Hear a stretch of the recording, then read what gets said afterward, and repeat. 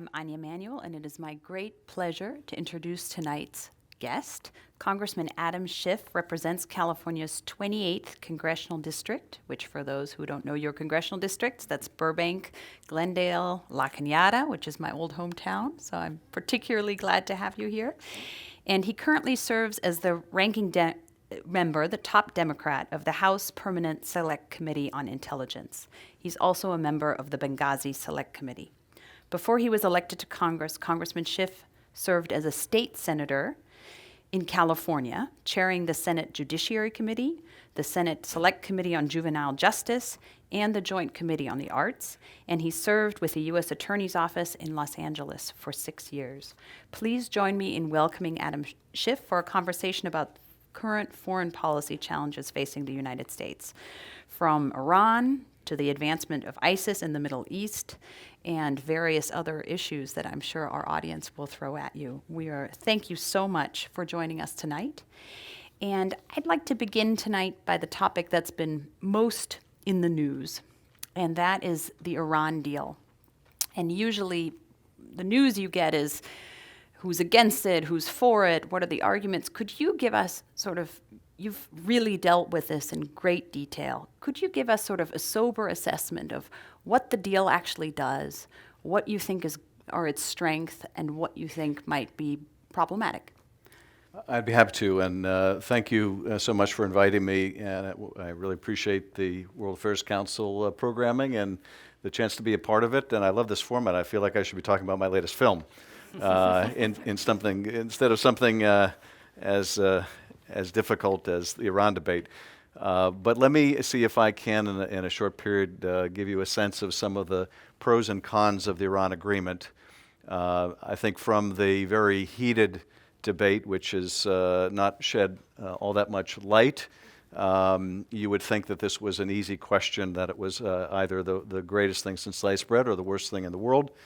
But as you might imagine from a difficult negotiation with an implacable foe, the agreement contains some things that we got that were very strong and that I think we met our objectives, and other things that we did not do as well. And that's what makes it such a difficult decision for members of Congress. And just to put my cards on the table, I'm a supporter of the agreement. On balance, I think it is better than any credible alternative. But I don't think it's an easy decision by any means. And I think there are a number of steps that we can take to strengthen the constraints in the agreement and mitigate the risks that have been posed by it that don't involve trying to renegotiate the deal, which I think is very impractical. So what turned out well and what turned out not as well? The overriding objective, of course, of the negotiation for the United States, for our allies, was to prevent Iran from ever getting the bomb. And I think the agreement is successful in making it nearly impossible for Iran within the next 15 years to develop a covert enrichment path to the bomb through a combination of inspections, through a deterrent of a snapback sanctions regime. We have made it very, very difficult. Nothing is ever impossible.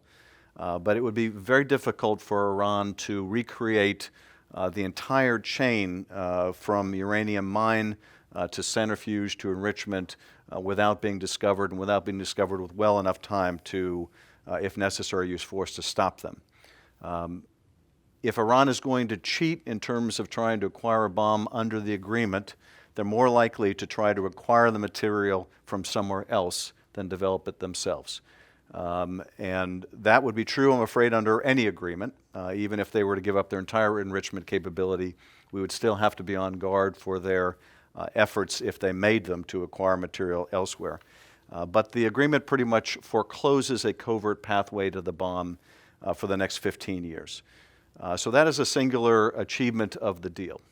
The snapback sanctions mechanism also turned out, I think, as well as anyone could hope. At the beginning of the negotiation, as you might imagine, what Iran would have liked to achieve is a situation where we had to go to the Security Council and be subject to a veto by China or Russia in order to resume sanctions if we caught them cheating. They didn't get any of that. Instead, what we got was the unilateral ability, without any acquiescence or agreement of our allies, let alone Russia or China, to reimpose either some or all of the sanctions if we determine that they're cheating. So that's about as good as that can get. Can I ask you one specific question on that? And that is, would that only be U.S. sanctions being reimposed, or can we assume that our European allies at least would also follow up and do snapback sanctions? We have the ability really at any time to impose whatever sanctions we want, but we have the ability through the agreement to reimpose the United Nations sanctions, the global sanctions that are currently in place. So those sanctions are being suspended.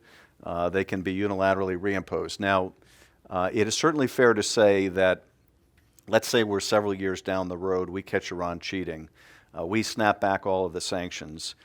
We are going to have to do some hard work with countries like Russia and China and others that are in the middle of what may be very intensive economic relationships now with Iran.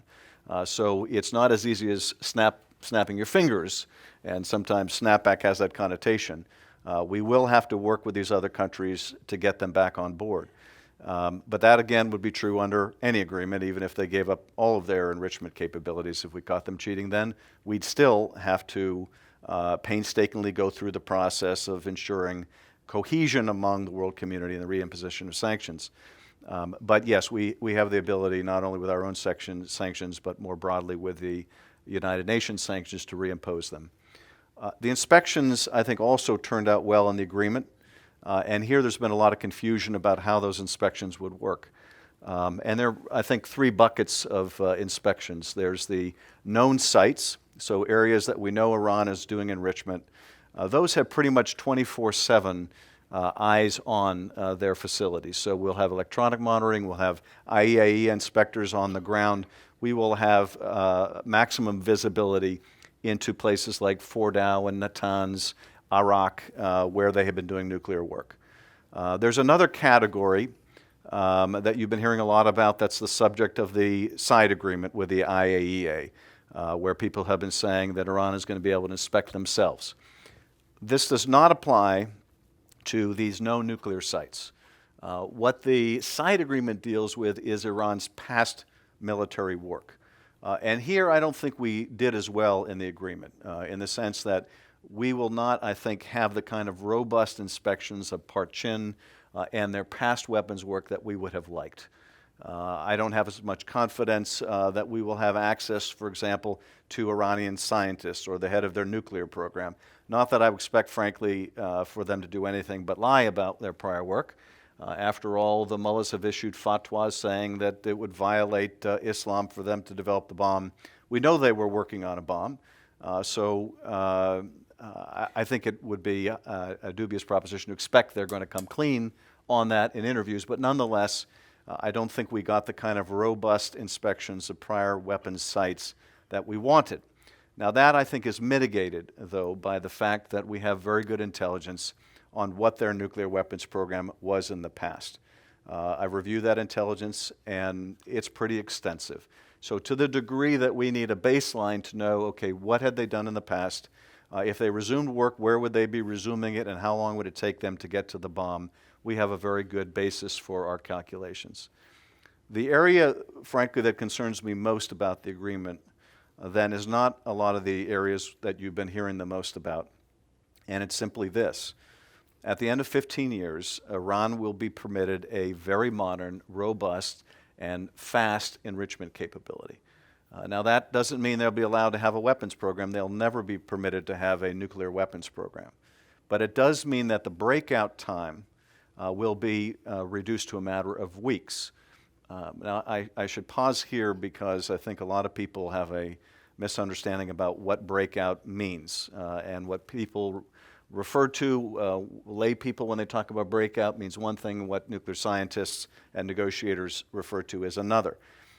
When people talk about breakout in the context of this deal, what they're talking about generally is how long would it take Iran to enrich enough uranium for the purposes of a bomb. There is a separate question of how long would it take Iran to actually build the mechanics of a bomb. That's a separate timeline. Before we began any of these negotiations, before the interim agreement, Iran was about 2 to 3 months away from having the enriched uranium for a bomb. So the breakout time in terms of enrichment was about 2 to 3 months. After 15 years, that breakout time will be less than it was before we began the negotiations, because they'll have brought on a newer, faster generation of centrifuges. So we'll go from a few months to a matter of weeks. The key breakout time then becomes how long would it take to develop the actual device, or how long would it take to develop the means of delivering that device through a ballistic missile or some other means. And it will be very important for us in the intelligence world and the IAEA to do everything we can to ferret out whether they're cheating on the military work. Because frankly, if they try to cheat on enrichment, they're very likely to be caught. You may have heard this, and this goes to the third bucket of inspections. That is, what about not the prior work, what about not the declared sites, but what about areas we think in the future they may be conducting military work? What's the process there? And the process there is not for Iran to inspect itself, but the process there could allow Iran to delay for up to about 24 days before IAEA inspectors are on the ground in that location. Now, if they're doing nuclear work there, it doesn't matter, frankly, whether we're there in 24 days or 240 days or 24 years, we're going to find the nuclear evidence because you cannot hide the radioactive residue. So if Iran is going to cheat, my guess is where they cheat is not with the material. They cheat on weaponization. They cheat on computer modeling of an explosion. They cheat in ways easier to hide, more difficult to detect, or areas where they can argue there's ambiguity in the agreement that allows them to do the work that they're doing. So if these are the vulnerabilities, the fact that they have this modern enrichment capability and they reduce that timeline at the end of the deal, why enter into the deal? Why not just vote it down? Well, I think we have to compare this to the realistic alternatives. Before we entered into these negotiations, as I mentioned, they were only a matter of months from having the enrichment material they needed to develop a bomb. They weren't highly enriching uranium. They were going to about 20%. Under this agreement, they'll have to export or downblend all but about 300 kilos of their uranium. When we started this process, they had close to 20,000 kilos. Under the agreement, they'll have to wait for many, many years before they can bring on a faster generation of centrifuges. Before the agreement, they could do that at any time they wanted. So the status quo before all of this was very unattractive. You had an uninspected, unconstrained Iranian nuclear program. If Congress were to reject this deal, the sanctions regime would almost certainly erode. I don't think there's any way we'd keep China on board or Russia on board. We'd have trouble keeping our European partners on board. They've told us they're not going to renegotiate this thing. So we have a diminished sanctions regime without the agreement if we reject it. We have no limitations and no inspections and no eyes on what Iran is doing if we reject this. And the idea, if we walk away from this agreement that not only Iran but the other world powers have agreed to, that somehow Iran will come back to the table ready to concede everything is a fanciful idea. I just don't find that credible. And that's what we have to measure this against. So I think instead of rejecting it, Congress ought to strengthen the constraints in it and mitigate the risks. And here's a few ideas about how we can do that. We need to make sure that Iran understands from the very beginning that cheating won't be tolerated. In the past, Iran has cheated. We have to do everything we can to be vigilant. They will test us. They have to understand that if they're caught cheating, the repercussion won't be, okay, we caught you, stop cheating. They will have to pay a real price for any cheating, large or small. We also need to make it clear to Iran from the beginning that we will never allow them to have highly enriched uranium. They're not allowed to have it under this deal, but it's not explicitly prohibited either. But they are prohibited from developing the bomb, and there's no reason to highly enrich uranium if they're not going to develop a bomb.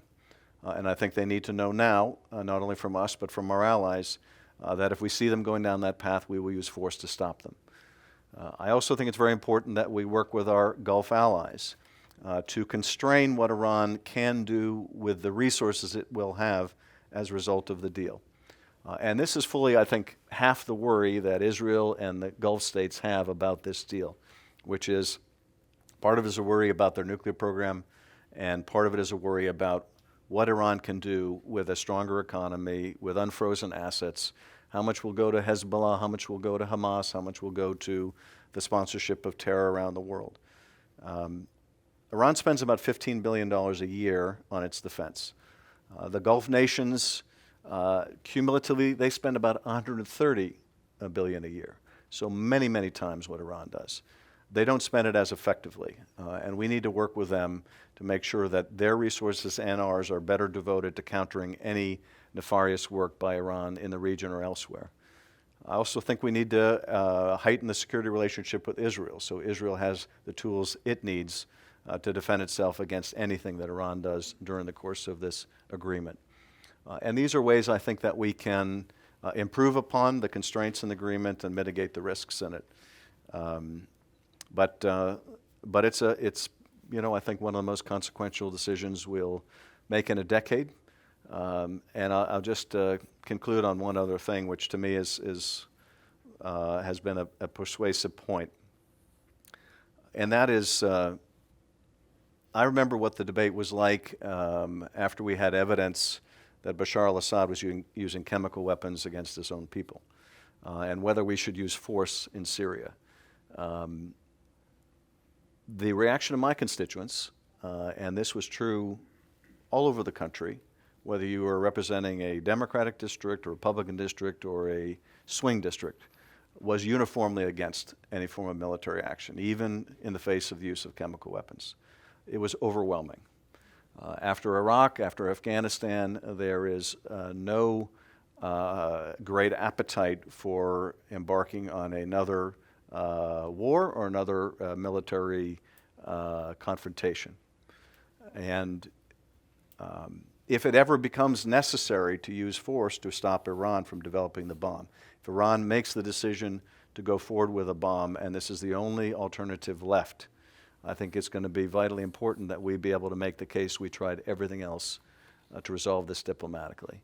And I think that's also a powerful reason why we ought to give this diplomatic resolution an opportunity to succeed. And I'll stop there and I'll be happy to answer any of your questions. Thank you. That was really helpful and thoughtful. I have a lot of questions here about Iran and other topics. Let me just ask one follow-up on Iran that's come here a couple of times. One of the contentious things you talked about was the 24 days to comply. We've talked a little about that. The other one that you didn't really mention was the conventional weapons ban. The fact that after 8 years for ballistic missiles and 5 years for other conventional weapons, Iran will be able to buy whatever it wants. And a lot of people are concerned about that. Do you share that concern, or you think that's manageable? No, I share that concern very much. And if I was designing the deal, that would not be included. I understand why it became a part of the deal, and again, this is a negotiation where you get things you want and you also get things you don't want. The reason why those embargoes were lifted at all is that even though they deal with non-nuclear subjects on their face, they were imposed as a part of the nuclear sanctions. And the expectation was when the nuclear sanctions were going to be lifted, if they were going to be lifted, these would be lifted with them. So it was rational from that point of view, but nonetheless very worrying that we would end either one of these embargoes at any time. Now, we're going to keep our own embargo on Iran in both these respects. And we're also going to work with our international partners to do everything we can to prevent them from getting these materials. But this was a part of the deal that we had to swallow in order to get to yes. And again, I think it's a situation where we're going to have to work as aggressively as we can to mitigate the risks that are posed by the expiration of those two embargoes. Good.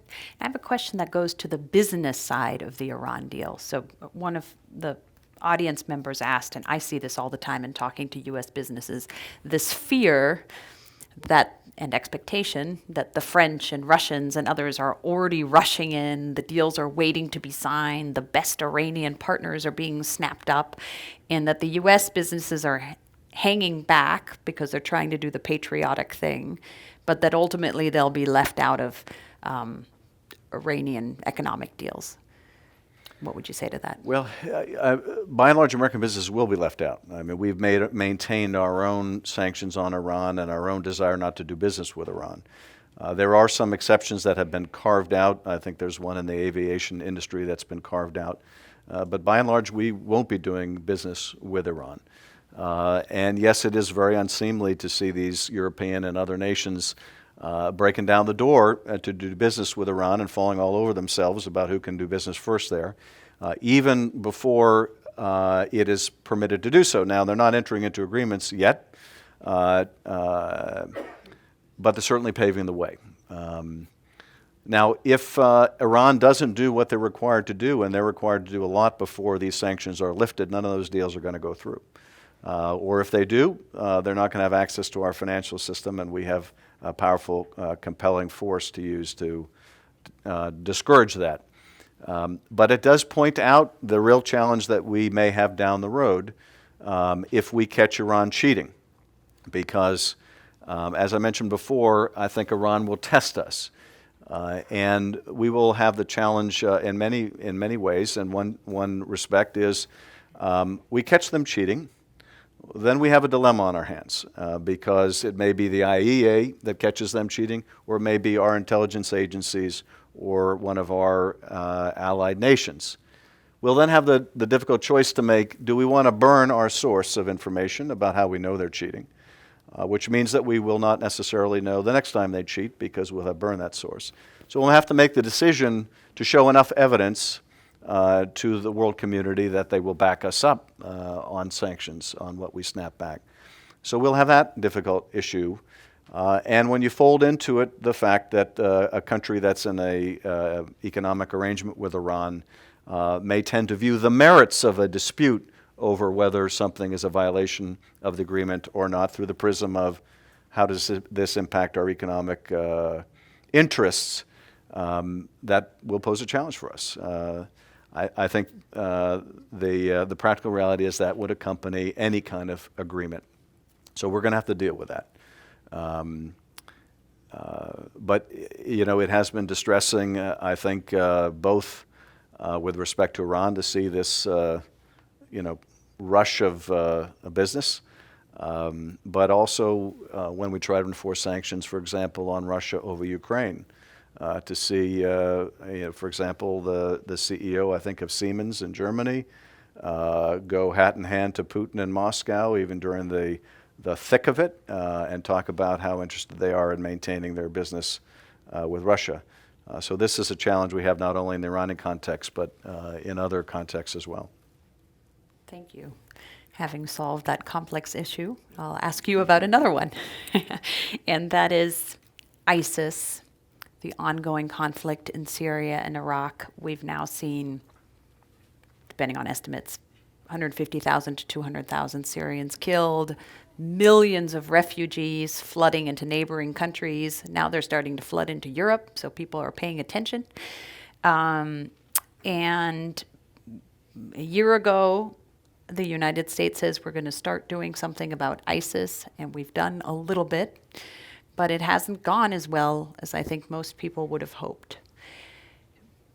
You know, hindsight's 20/20, but being where we are right now, how do you see the situation on the ground, and what, if anything, would you do about it? And let me ask the second question, because I'm actually surprised for the San Francisco audience. We have two very hawkish comments here, which said, why doesn't the U.S. just eliminate ISIS? Why don't we do more? It's not normally what I hear from the San Franciscans. Two questions. Well, you know, I think they're quite interrelated, those two questions,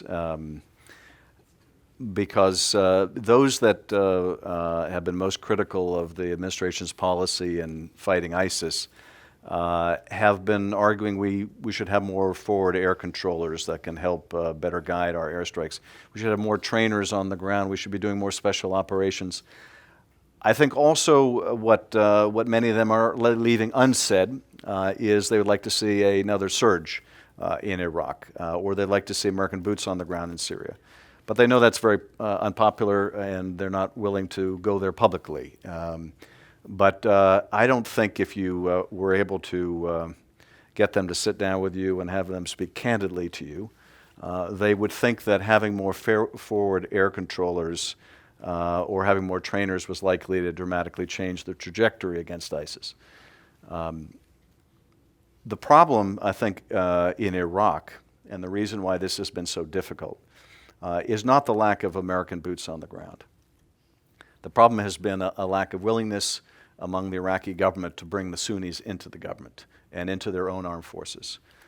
There's a real political problem in Iraq where the Sunni tribes are in a horrible position where they have a choice. They can ally themselves with the Shia government in Baghdad, which has largely excluded them, and which they feel is really being run out of Tehran, which is abhorrent to them. Or they can ally themselves with this murderous terrorist group, ISIS. That's their choice. And of course, the price of that choice may be quite literally their heads if they choose wrongly. Until there's a way to solve that political problem, until the Iraqis make the decision they want to be one state, and there's a place in that state for the Sunnis, we can go in there and send our people in. And we can beat them on the battlefield, but those battles won't stay won. And in fact, this is exactly what we saw between the first Iraq War and the second Iraq War, which is we defeated them once, they didn't stay defeated because the political problem had still not been resolved. And I, for one, am not willing to send American forces in to expose themselves to harm because the Iraqis aren't willing to make the political compromises they need to live together. So that's the biggest problem in my view. And until that's solved, there's going to be a space for ISIS in Iraq. In Syria, we have a different problem. In Syria, the problem is, I think, as long as Bashar al-Assad is in power, you're going to have a civil war in Iraq, a civil war in Syria. The Syrians, by and large, are never going to accept a unified state under Bashar al-Assad again. That's not going to happen. Assad may or may not be able to survive in a rump state, a rump Alawite state, but he will never again be the ruler of a unified Syria.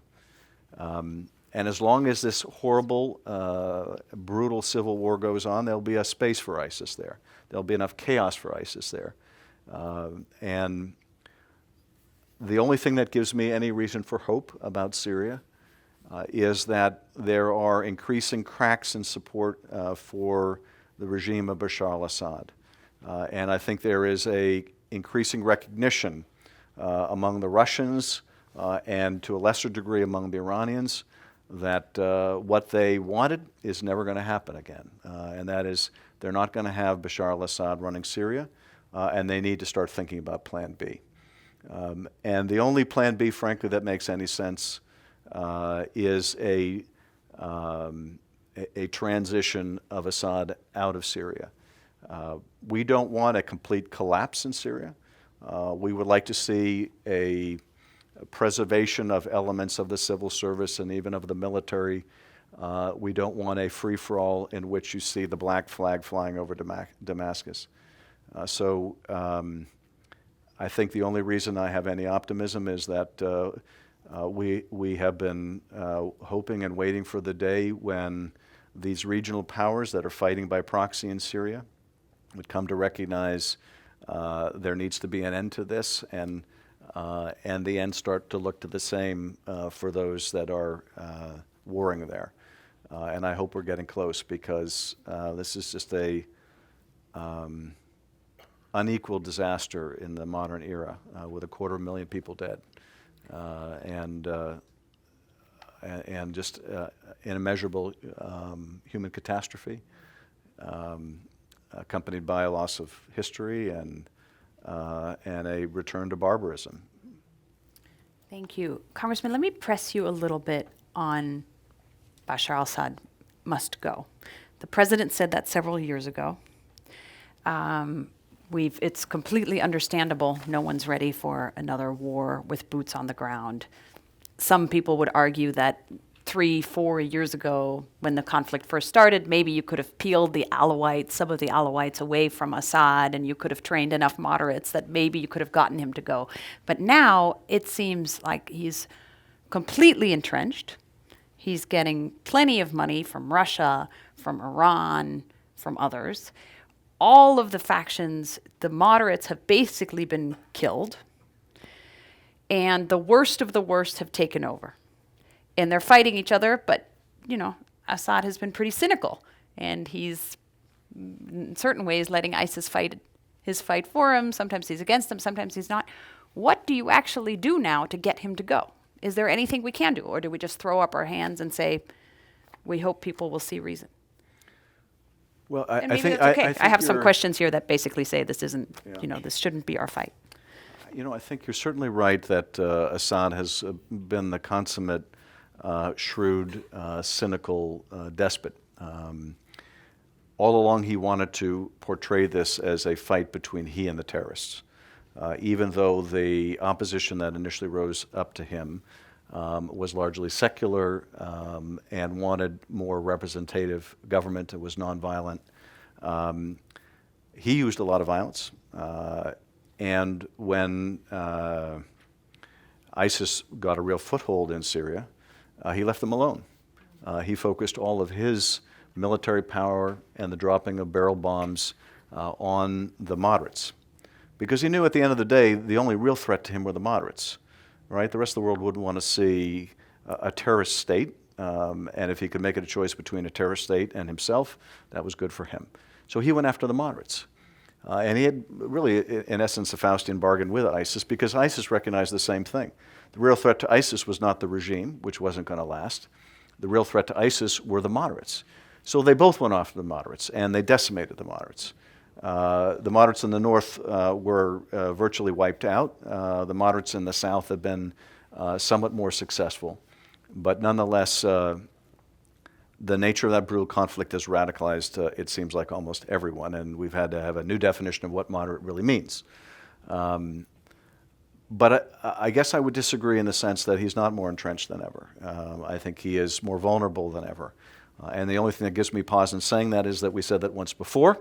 We thought he was on the way out once before, and he proved more resilient than we thought. But I do think that he is more vulnerable than ever now. And whereas Russia and Iran previously felt that Assad's the momentum was all on Assad's side, I think they're increasingly worried about a very different contingency, which is a complete collapse of the regime. So I think their new planning has much more to do with what would it look like if he completely collapsed. The challenge with replacing him, and the reason why it wasn't so simple a matter as finding Alawites that we could work with, is this is a small tribe and a small family. And he's been quite ruthless with any dissent. And for many in the Alawite community, they view this as an existential struggle, that if they lose this, they will be annihilated by the radical Sunnis. So that makes this very tough to resolve. And I have to say, more than any other issue, this has weighed on all of us because while we try to do what we can to mitigate the humanitarian capacity, the tragedy, our capacity to do so is so small compared to the magnitude of the crisis. And do you think there is a U.S. role to do more to make him go? Well, we've tried to do more,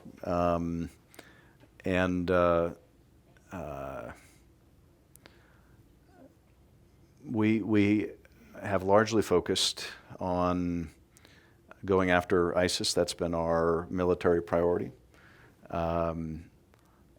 Without the introduction of our own people on the ground or turning our air power against Assad, there aren't a lot of great options in terms of upping the pressure on Assad and doing so in a way that doesn't cause a complete collapse of the regime. I don't think that we're at the point where we're going to be changing the focus of the fight to a fight against ISIS to a fight against ISIS and the regime. So I'm not sure that I can see a really better approach, the one that we have been taking, much as it has been so painful to watch the cost of this conflict and the tremendous humanitarian catastrophe. I will say this, that when I hear some of the proposals out there for what we ought to be doing about it, it looks like exactly the wrong remedy, and one that is more likely to make matters worse than make them better. Okay. So we've already introduced a very complex Middle Eastern puzzle. We're going to throw one more piece in there, and that's the Kurds. And I have a couple of questions here about what role are the Kurdish forces playing? Are they doing well? Should we arm them more? How can we help them? Should we help them? Well, it's a great question, and of course we could easily devote the whole hour to the Kurds and not have enough time at all for that discussion. But let me, I guess, break that up into three different Kurdish parts. The Kurds in Iraq, the Kurds in Syria, and the PKK. The Kurds in Iraq are a largely autonomous region and group that have been very effective fighters on the ground through the Peshmerga. We have worked very closely with them. They are very pro-Western.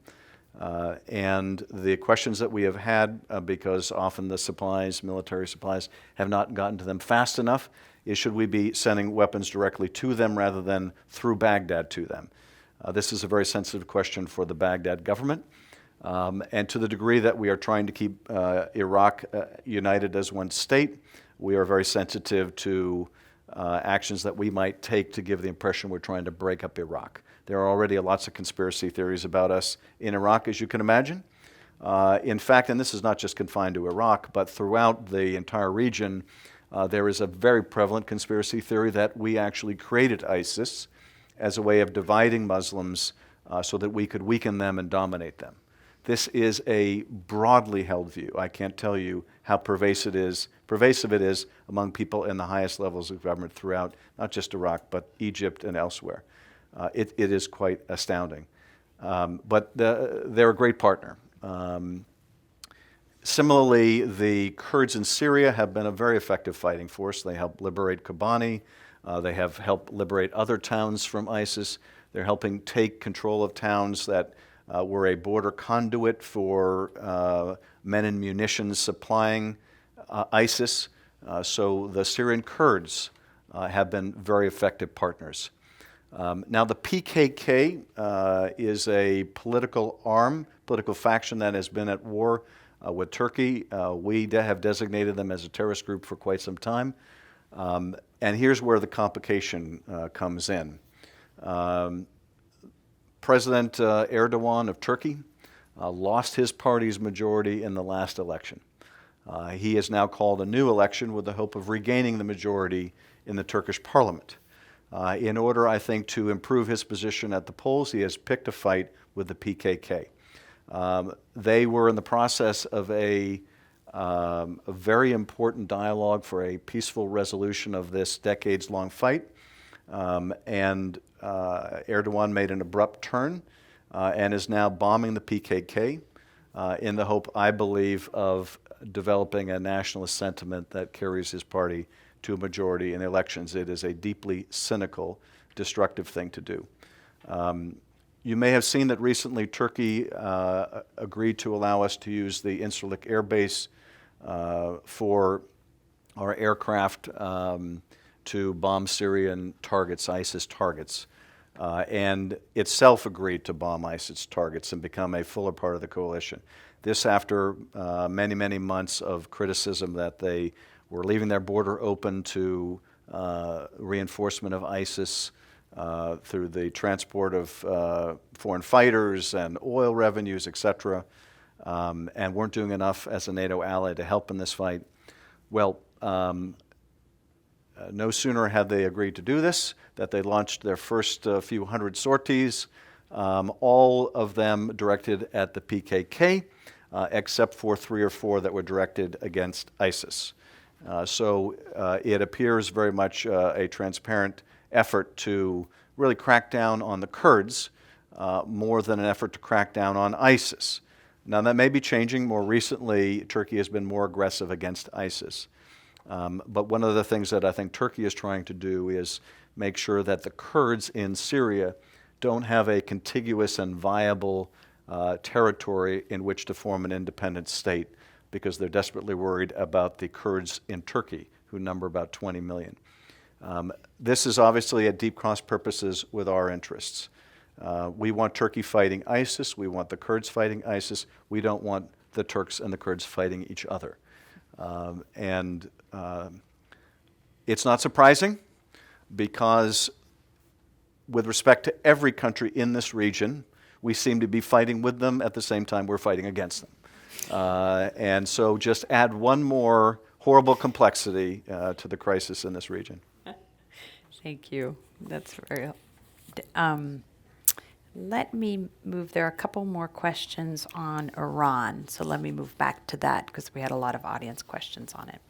One of them is, now that the sanctions are likely coming off, is there a plan for the U.S. to engage with Iran to bring about, I think the great hope is that it would become a different country, it won't be an enemy anymore, we'll get along with the Iranian people. Is there a plan for social exchanges, university exchanges, things of that sort? It's a great question. I think the reality is things are going to move very slowly. For one thing, the mullahs don't want things to go anything more than slowly, if at all. There's a great deal of opposition to the deal in Iran by the hardliners for exactly the reason that they fear integration of Iran in the world community. And what that may mean in terms of the preservation of their hold on power in Iran. So you see the mullahs and the conservative parliamentarians in Iran. Occasionally you see the Ayatollah talking about how don't expect this is going to change things with the great Satan. They're still the great Satan, and we don't want anything to do with them. But Iran is not monolithic, and you hear very different things coming from Rouhani. And that doesn't necessarily mean that Iran is talking out of both sides of their mouth. It means, I think, that there's a diversity of view and motivation within Iran itself.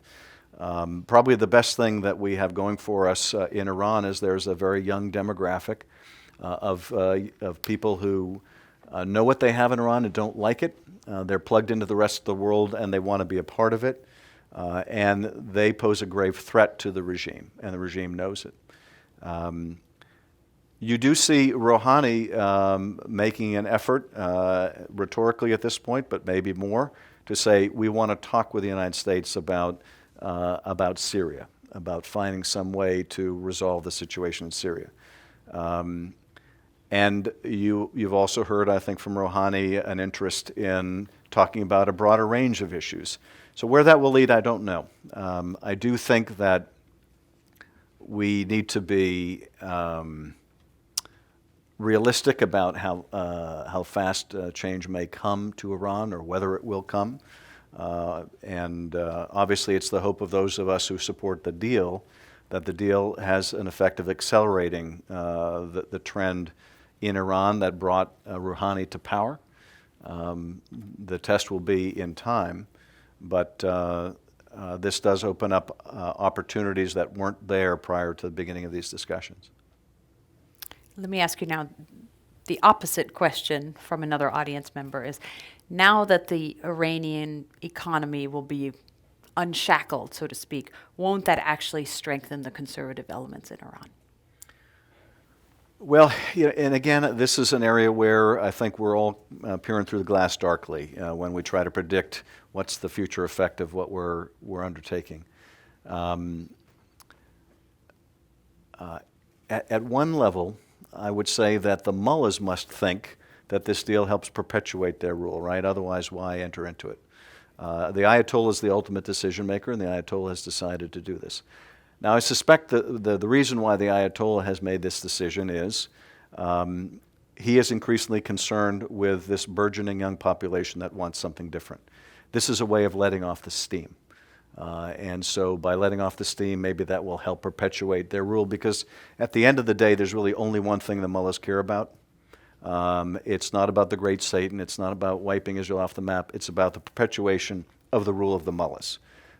And so they have to view at one level this as an opportunity to blow off steam. This, I think, also should operate as a constraining influence on Iran and those in Iran who may want to cheat on this nuclear deal.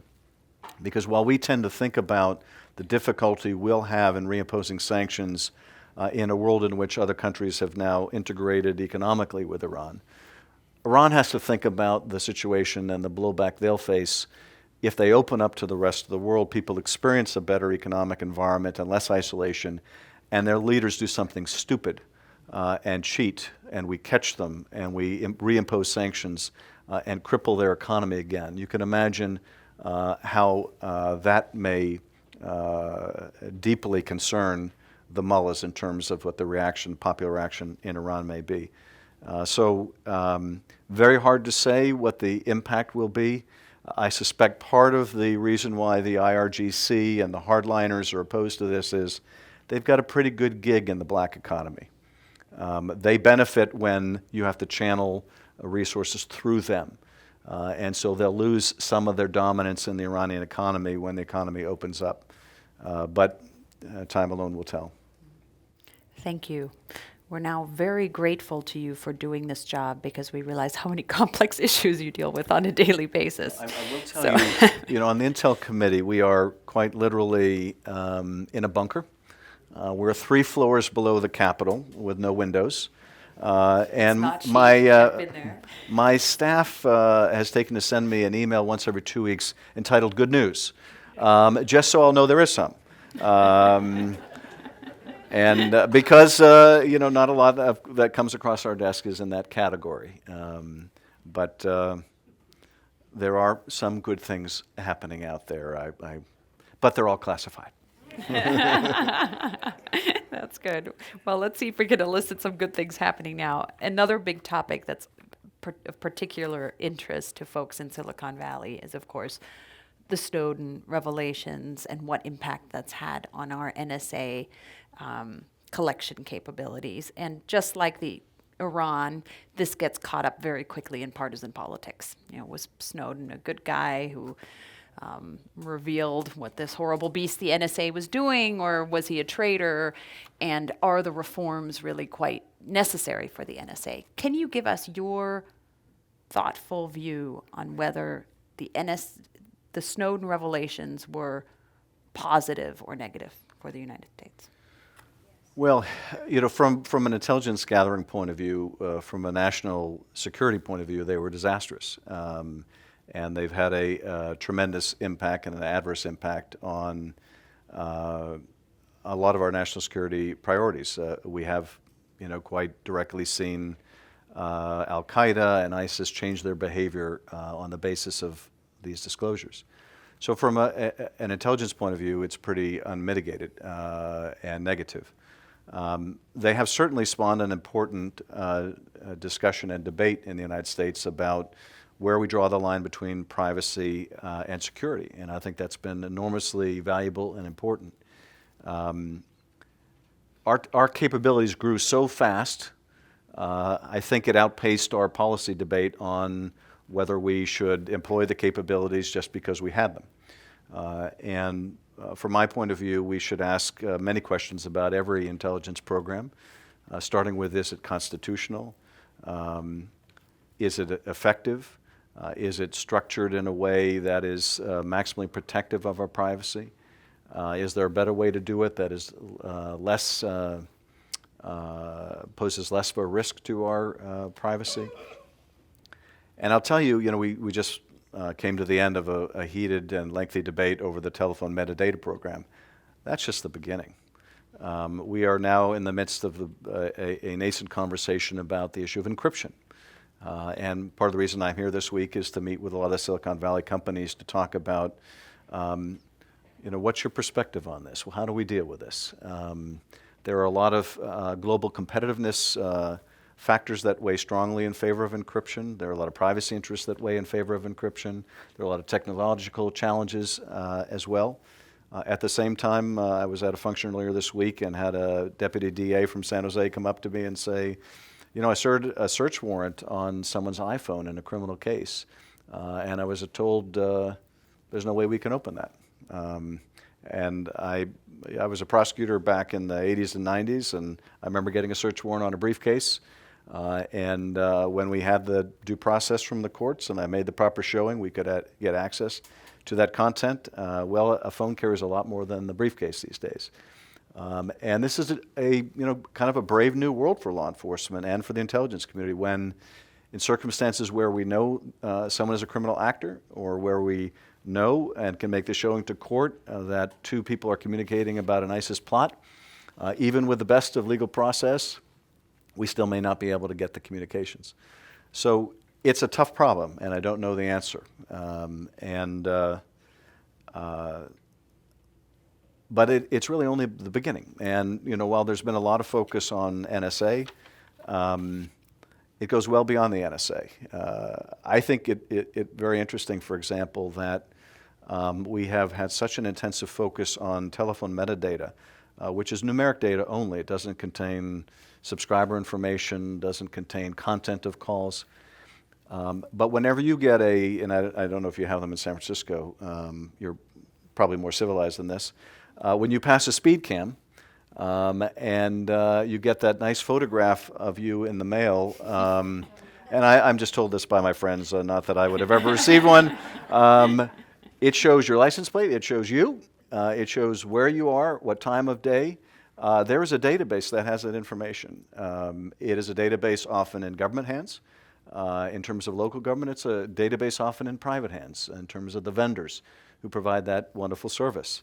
That database is far more intrusive than telephone metadata. Now, it's not in the NSA's hands, but this is just one illustration of the kind of debates we're going to have about privacy in the modern age. And none of this is going to be amenable to an easy answer. I met today with folks from Facebook and Twitter to talk about the use of social media by terrorist groups. And here we have a real dilemma because this has been a great vehicle for these groups to communicate, to recruit people, to motivate them to attack. It's also been a great vehicle for people pushing back against that, fighting ideas with better ideas.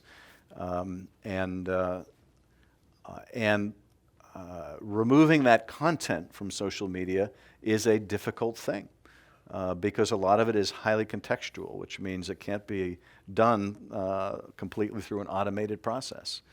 It's not as black and white as, for example, child pornography. And so these issues are, really just beginning to take off. And I won't pretend to know the answers to them, except that we aren't going to find a bright line anyway through this debate. So we've got some difficult policy challenges ahead of us. Thank you. Let me ask you in a bit more detail. Through the USA Freedom Act, the mass collection of phone metadata is now over. There are some restrictions on it.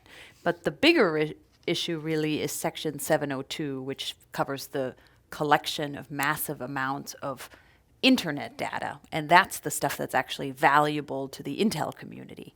Can you explain to us how exactly Section 702 works? So what does someone have to show to get any of that data? What's collected to the extent you can? And how you might reform that in a reasonable way that balances security and privacy? Well, the 702 program, we've had two programs that in the shorthand go by their section number, 215, which was the telephone metadata, and 702. 215, the telephone metadata program, as I was mentioning, I think was significantly misunderstood in the public. It doesn't involve the content of calls. I remember being in a parade in my district and having someone yell out to me, I'm sure with respect to the telephone metadata program, stop listening to my phone calls. Now, I've deleted the expletive from that sentence, but that was the gist of it. But the telephone metadata program was only digital and not connected to subscribers. It was useful, for example, after the things like a bombing, the Boston Marathon bombing. You get a cell phone, you want to know, okay, who has that person been in touch with? Or you get a number in the pocket letter of Osama bin Laden, and I'm making up these examples, but these are the kind of uses you would want to put to that to try to figure out, okay, who have they been in touch with? 702 does involve content, okay, so it's not just metadata. It involves foreigners talking to other foreigners where the communications may transit the United States. There's another category called 12333. Which involves foreign communications and doesn't require them to transit the United States. So, as Anya was saying, the 702 program, frankly, has been far more important and effective in discovery of or thwarting of plots against the country. And often the metadata program and the 702 program were commingled in the effort to sell the telephone metadata program, because the 702 program was so much more effective and the case to be made for the telephone metadata program was so much weaker. So with respect to the 702 program, some of the issues involve when you have communications from a foreigner to a foreigner transiting the U.S., how do you really know it's a foreigner? And what happens when you discover that the indicia that you used because you thought it was a foreigner, in fact, wasn't a foreigner? It was an American overseas making a call or using telecommunications, and you were wrong. So what are the duties of minimizing that? What are the possible vulnerabilities to a backdoor search? Where is there some means that the NSA might plumb that 702 data to find out information about Americans, and how can we protect against that? Incidentally collected, not deliberately collected information. So we will be having these discussions and debates as we come up to the sunset date on Section 02. One of the things that we do with these provisions is we make sure they expire so that we force ourselves, we give ourselves the discipline of having a debate to find out, okay, has this been abused? If not abused, is it still potentially subject to abuse? Where have there been problems and how can we fix them? So these are the issues that we're going to debate as that comes up for reauthorization. I was very struck last year when I visited Apple. They showed me a pie chart of where their business comes from. And 10 years ago, the pie chart showed 60% domestic and 40% foreign business. 10 years later, it's exactly the opposite. It's 60% foreign business, 40% domestic. And so I remember looking at that chart and thinking that I can imagine how Apple must feel when they hear Americans say, Americans, don't worry, we're not spying on you, we're just spying on the foreigners. To Apple, that's as if we were saying, Apple, don't worry about the 40% of your business, just worry about the 60%. So, I think we have to approach the debate over 702 and other things with an eye also to what it means to our competitiveness around the world, and how we can satisfy people around the world that we're not interested in their private communications. We're interested in protecting our own citizens, and very frankly, probably the biggest beneficiaries of 702 have been our partners overseas. We have probably thwarted a lot more attacks in Europe through use of these techniques than in the United States. So these are going to be important conversations for us to have. We don't want to be in a position where foreign governments are bashing us publicly for things they're plotting us for privately. We need to have a shared partnership, and we need to have a very public debate about where we draw the line between privacy and security. Thank you. Let me ask one quick follow-up, because it's from the audience member, and that is just to understand clearly, Section 702 doesn't allow the vast collection of everything that's happening on Google and Facebook. Is that correct? Does it involve a specific question from a court that says, okay, we are going to track this person is suspected of terrorist activity, he's a foreigner, we're going to track that person's activity on the internet? Well, I'm limited a bit in what I can go into because I'm only able to discuss really the four corners of what the Director of National Intelligence has disclosed about the program. I guess I would say it is neither as broad as collecting everything out there nor as narrow as a single individual upon court order. But I'm not sure that I'm at liberty to tell you exactly how we do the targeting because for one thing, the degree that we discuss that publicly is also the degree to which we tell people who are doing things and plotting things that we want to prevent, how they can avoid detection. So I'm not sure that I can answer that specifically, but this is the challenge of, frankly, having an informed public debate on a lot of these issues, is some of them are very hard for us to discuss. Thank you very much. I know we have only 4 or 5 minutes left, and there's another big topic that possibly is a good news topic, but it's the topic of China. It's been much in the news that there's a lot of cyber espionage. This is a good news topic? No, it's just the last topic. Oh, that's the good news? Maybe that's the good news. There's been much cyber espionage by China, some of it on U.S. companies, some of it on the U.S. government. What do you make of it? Is it terrible, as the press makes it out to do? Is it what you would expect and what you see other countries doing around the world, and frankly, what we probably do to them? And if it's really worse and different, what should we do about it?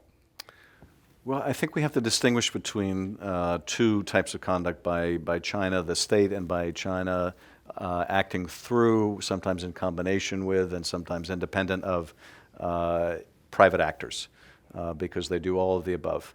One big category is foreign intelligence gathering. So they spy on us to gather intelligence about us, and that ranges the spectrum from what we're doing militarily to information about government personnel that may help them exploit targets to co-opt them.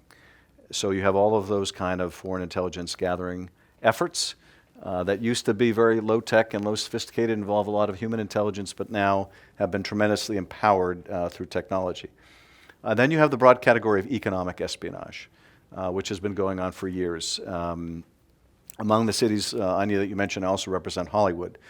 So this has been a concern of my constituents for many, many years, the theft of the intellectual property of the entertainment industry. But of course, it crosses all industries. And I think has been described without exaggeration as the largest transfer of wealth, perhaps in human history, as the illegal appropriation of a lot of American research and development and intellectual property, not exclusively by China, but China is the worst culprit in the world when it comes to economic theft. And I think the responses to both have to be different, and that's sometimes lost in the public discussion when you look at hacks of government computers and personnel data, and when you look at hacks of company that are designed not for the theft of identities or the destruction of property, as in the Sony attack, but rather to enhance the economic position of Chinese competitors. I think the administration needs to examine how we can take steps to deter China from a continuation of this extraordinary theft. And there are, I think, indications the administration is now doing that, that they're contemplating taking legal action or sanctions action against Chinese companies that have been responsible for stealing American R&D or who have profited through the use of stolen American R&D. It may be the only way to get China's attention, because we have been making this case to China for a long time and seen the problem only get worse. It's difficult because China can retaliate for any action that we take, but I think we do have to make China understand that there's going to be a cost in the future to this continuing theft, that there has to be some rules of the road that we need to develop about economic espionage, and we need to be able to distinguish theft that's just designed to give a competitive economic advantage from what we would consider, for lack of a better description, normal intelligence gathering efforts. Frankly, I think that the whole Snowden debate and disclosures helped China blur the distinction between economic espionage and other espionage. And in fact, when you see China talking about it even today, they say it's very difficult to distinguish between economic theft and counterintelligence. It's really not difficult at all, but it is very much to China's advantage to break down the barrier and make it sound like it's all the same thing. We don't engage in economic espionage. We don't use our intelligence communities to find out how China's making a new cell phone or how to rip off some other Chinese innovation. But that is broadly done to us, and we need to find a way to deter it. Thank you very much. That was a very informative discussion.